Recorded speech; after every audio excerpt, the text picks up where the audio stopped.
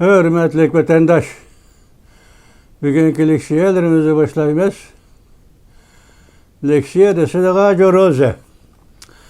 Washington'da sözleyimiz bugün çizlağa 2024 yıl 4. ayının 16. günü vatandaş. Hepteki seyşembe. Bugün vaziyetine kayadın başlayımız. Manan qarab anlap durun. Birincisi vaziyet mi? Amerika istihbarat organları Xi Jinping'ni özü işçiga alğan halda Beijing siyasi büro ve siyasi büro a'zolarının hem de 29 ülke ve şehir sekreterlerinin chet ellerdeki mülki ve çirikleşiş ahvallarını tekşirip muqimlaştırdı. Ve devlet meclisinin dilo tertiplerine kirgizdi.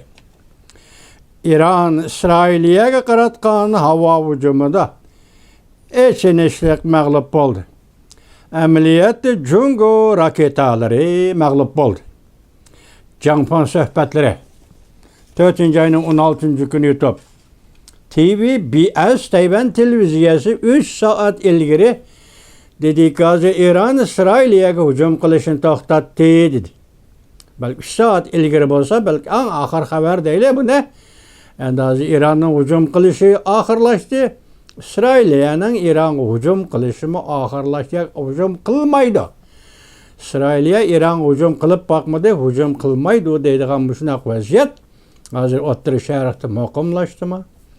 Shuningdan keyin ondan yana bir vaziyatimiz tunigun sizlarga xabar va muhokamada shundoq dedik.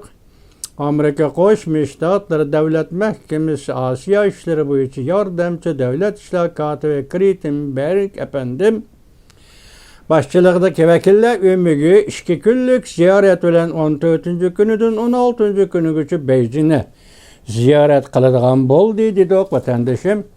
Shundoq ziyorat qildi ham.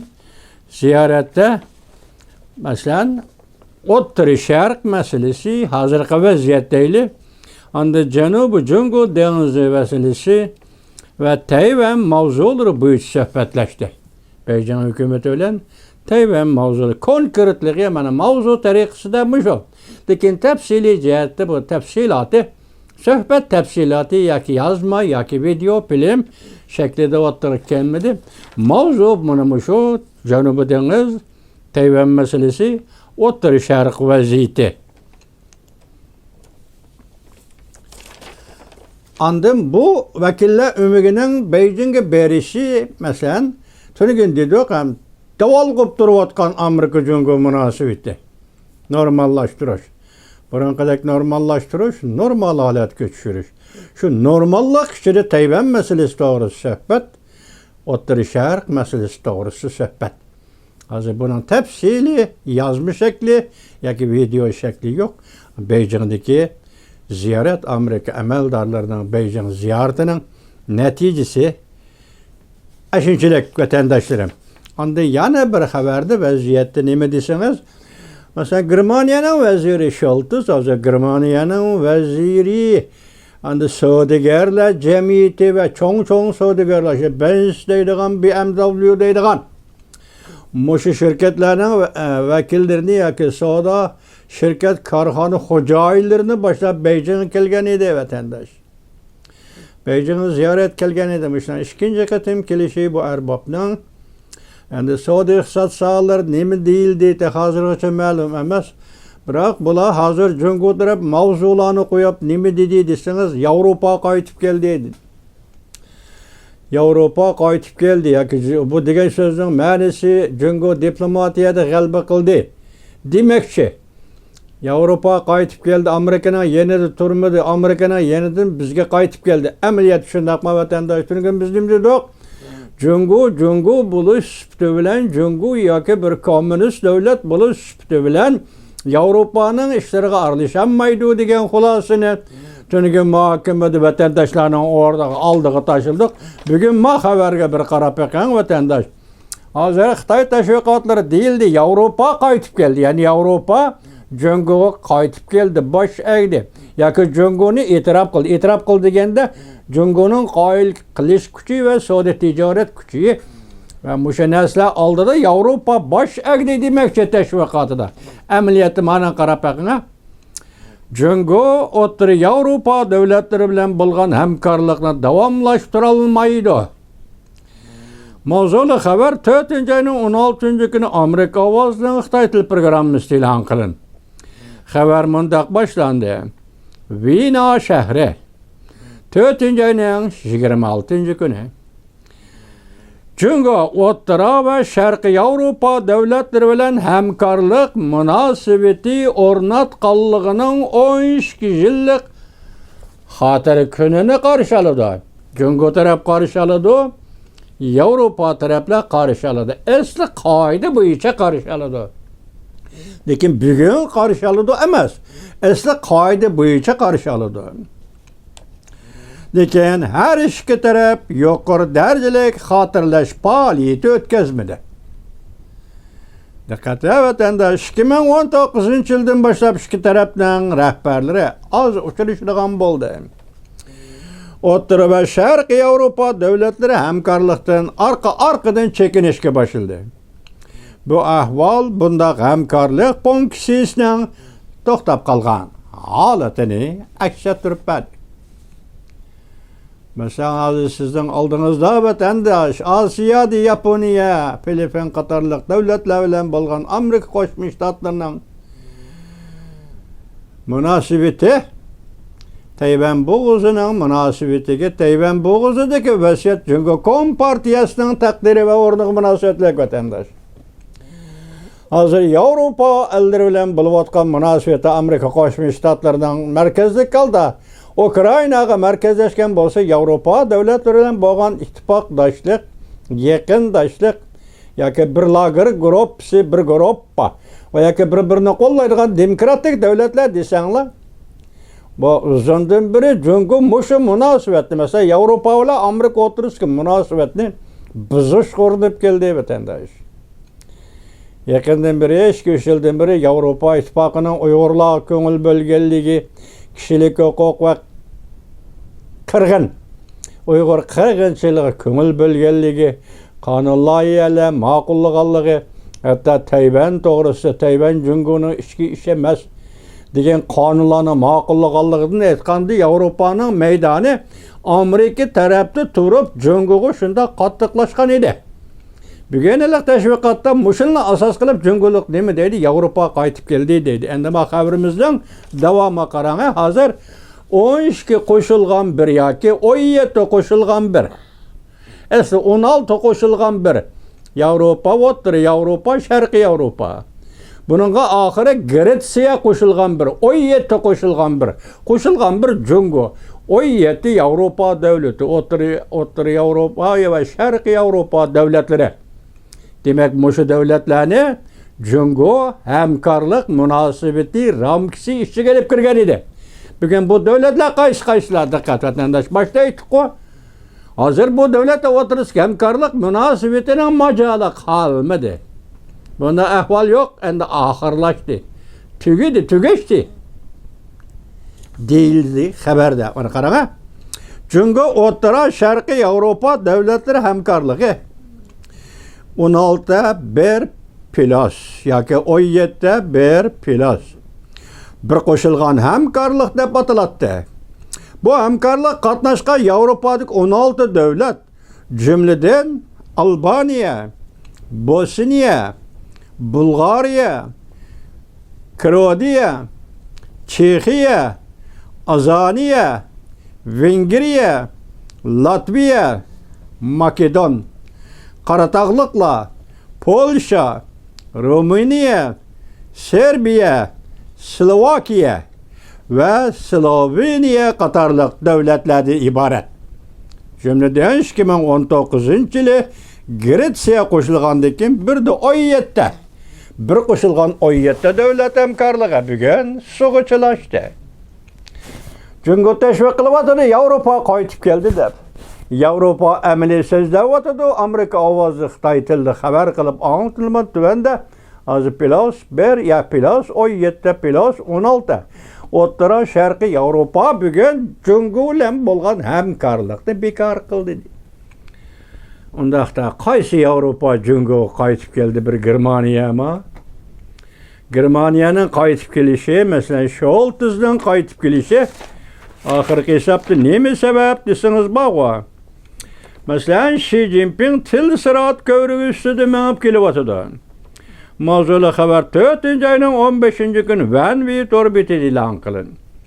Xabar mundaq boshlandi. Rossiya yangi hujum qo'zg'ash paytida Germaniya vaziri Scholz Beijingda Xi Jinping bilan ko'rishdi.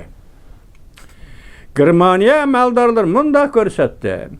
Scholz Jungoni Rossiyani qo'llashni to'xtatish qaydachilik qildi. Birinchi Rossiyani qo'llama degan maqsad bilan Beijingga ziyoratga keldi. Demak, Amerika Qo'shma Shtatlari bilan Germaniyaning maydoni o'xshash, birdek degan gap. Scholz Jungoni qo'llashni aydakchilik qildi ham Moskvaga besim ishlatib, Ukraina suhbatiga qatnashishga rag'batlantirdi.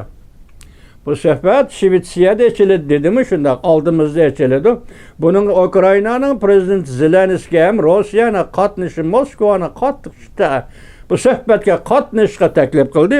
Hozir bu yerda Scholz, Germaniya vaziri Scholz ham shu suhbatga Moskvaga qatnashish kerak. Moskvaga besim ishiltimiz deb Beijingga keldi. Ham shuni rag'batlantirmoqchi edi. Maqsad shuki, Kiyev Ukraina qabul qiladigan shartlar asosida to'qinishni hal qilish.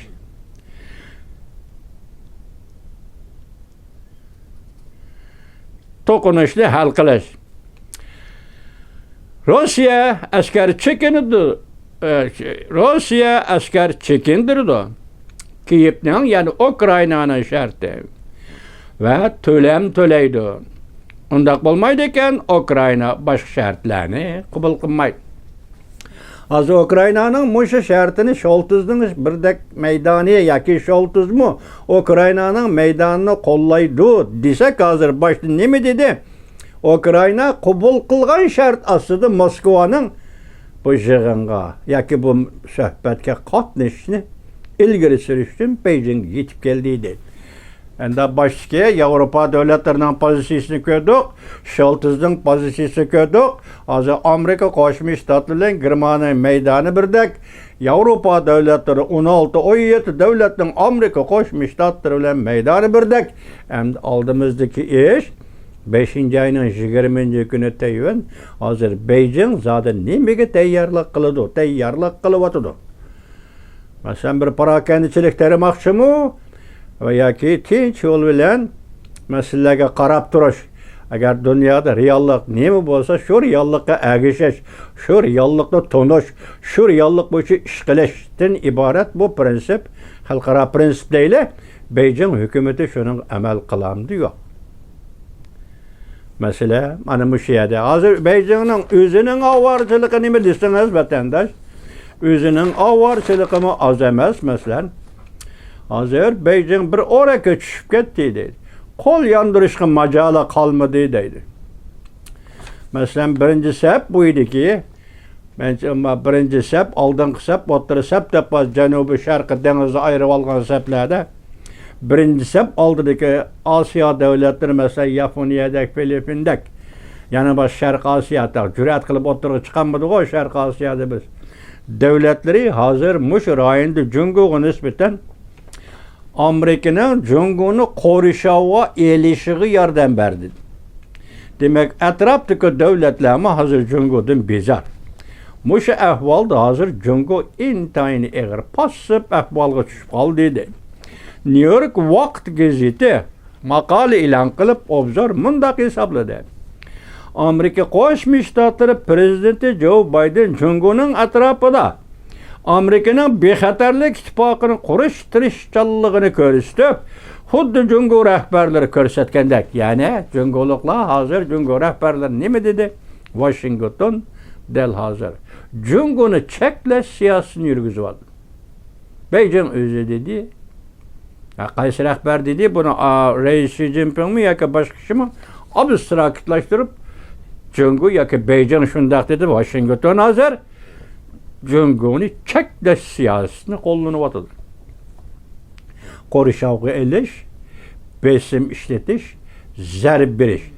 Mush harakatlarni qo'llanib prezident Joe Biden Beyjingni o'chakka kirgizish yoki indakka keltirish yoki qondoqqa chiqarish. Shunda o'xshashlar bilan ta'riflasak bo'ladi. Mushu strategik siyosatni ishlatdi endilikda. Bugungi kunda bu strategik siyosatga Washingtonning bu siyosatlarga Jungoning taqobil turish, qarshi majoli qolmaydi. Mana New York vaqt gazetida davatida video filmlardagi asosiy ko'z qarashlarimiz shu. Masalan, bugun TVBS Tayvan televiziyasi birinchi bo'lib xabarda nima qo'yibdi? Mavzu qo'yibdi. Mavzuda bu qatim Amerika amaldorlarining, ya'ni prezident Joe Biden, Amerika Qo'shma Shtatlari prezident Joe Bidenning vakillar o'migi bo'lib tuyuqsizda Beyjingga ziyoratga berishida. Masalan, Kretenberg to'g'risida so'zlandi, sizlarga so'zlandi, berishi to'g'risida va Kretenberg yordamchi davlat ishlar kotibi Beyjingda suhbatlashgan suhbatlar to'g'risida, ya'ni yemirilish, ya'ni suhbat yemirildimi va yoki suhbat muddaolar bo'yicha davomlashdimi deb savol qo'yibdi. TVBS o'zi iqror qilibdi, tafsilot yo'q debdi. Ham TVBSning qo'ygan savolida tafsilot yo'q. Yani Muşlan aytgan nim dedi hozir Jungo butunlay passiv ahvolga tushib qoldi. Majali yo'q. Qo'l qaytiradigan kuchi yo'q. Boshqa chora yo'q. Jungo mush ahvolga tushib qoldi. Bu Jungo Kompartiyasiga besim ishlatishning bir shakli sifatida yaqinda o'tirg'i chiqqan 3 davlat munosabati. Amerika Qo'shma Shtatlari, Filippin va Yaponiya. Bu belki Jungo uchun eng oxirgi besim bo'lib qolishi mumkin. Ya'ni bu demakchi, oxirlashida ishlar endi oxirlashishi kerak. Bu Jungo uchun belki eng oxirgi besim bo'lib qolishi mumkin. Buni ham Amerika Qo'shma Shtatlari 3 davlat o'rtasidagi bu ittifoq yoki mudofaa sistemasi mustahkamdir va granat tashdek mustahkamdir deb ta'rifladi. Ondan hozir Jungoning o'zining ahvolida Tsinghua universitetining bir nafar professori Sullifin apandi nima debdi desangiz, iste'mol to'g'risida Jungoda iste'mol, ya'ni iqtisod yomonlashdi dedi-ku, iqtisod chekindi dedi-ku. Shu nuqtada hozir Jungoning ichki qismida iste'molda, kambag'allarda iste'mol tugadi, to'xtadi deydi. Bu faqat uch vaqt tomoqning g'amida va shuni tepindira olsa va uch vaqt tomoq bo'lgan ehtiyojini qondira olsa bo'ldi. Boshqa iste'mol yo'q. Qo'lda pul yo'q.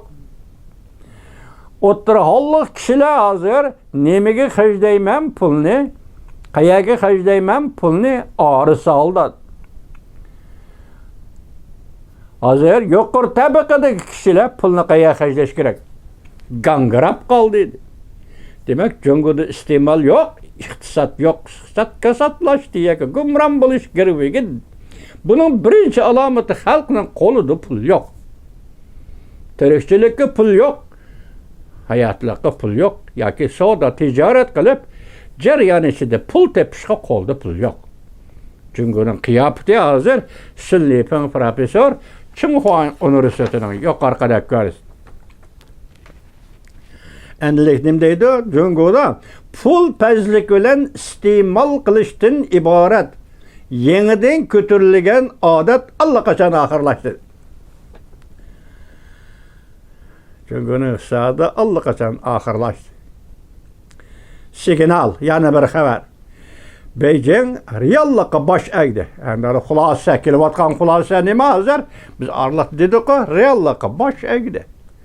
Çaresiz boş egdi. Bu boş egish nima ekan desangiz, nayti eg'ir nima desangiz, xalq puli qaysi holda?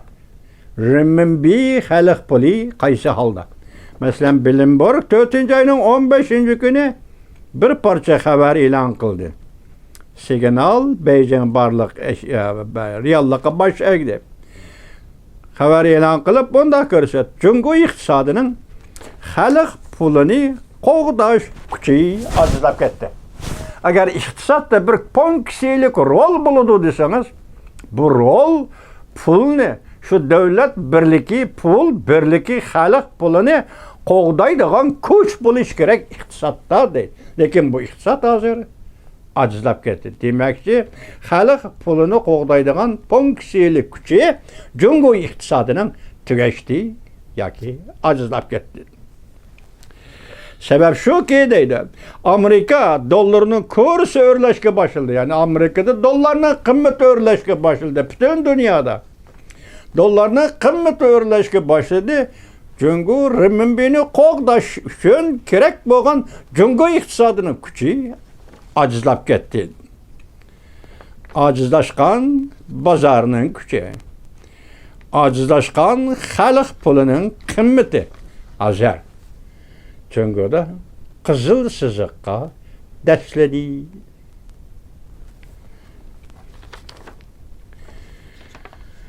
Hozir qizil siziqqa dashladi. Shuning bilan Jungo hukumati buning bosh egishga majbur bo'ldi. Jungo davlat egiligidagi bankalar dollarni bozorga chiqarib, chet ellardagi xalq pulining qimmatini qo'g'damoqchi bo'ldi. Bu ham mag'lub bo'ldi. Xalq puli ma'lum jonliqlikqa va obratda qatnashish va obratda aylanishdan iborat mushundaq jonliqlikqa ega bo'lish kerak edi. Afsuski, xalq puli hozir Jungo renminbi o'zining atrofidagi ma'lum davlatlar bilan birlikda, shu davlatlarning pul birligi bilan birlikda baholish qarab yuzlandi. Mana bugun Jungo'ning ahvoli. Buning ichida bugun siz qiziqadigan, biz qiziqadigan eng zo'r xabar beshida vaziyat to'g'risi so'zildikmi? Amerika Qo'shma Shtatlari istixborot organlari tekshirib, muqimlashtirib, Beijing siyosiy byuroning a'zolari va 29 o'lka shaharning sekretarlaridan tortib, ularning mulki, chet ellarga qo'ygan mulki ve ularning chiriklish ahvolini to'plab material qilib hozir Amerika Qo'shma Shtatlar Davlat Majlisiga delo qilib yo'lladi va tizimlikka kirgizdi. Mana ish, eng nozik ish. Jungo Kompartiyasi eng nozik ish, vaziyat uchun eng nozik ish.